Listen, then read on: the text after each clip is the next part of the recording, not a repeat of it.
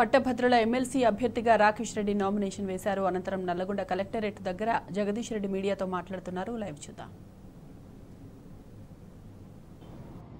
అసెంబ్లీలోనే చెప్పిండు, మేము ఎక్కడ చెప్పలేదు అనే మాట.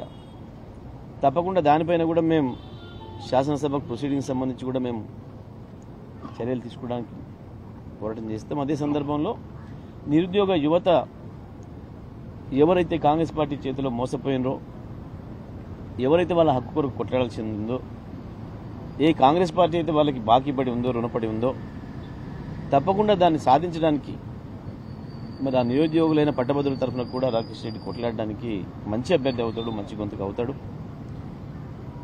మరి అవతల వైపు ఎవరు కూడా సరైన అభ్యర్థులు లేరు, మీ గొంతును వినిపించే వాళ్ళు లేరు.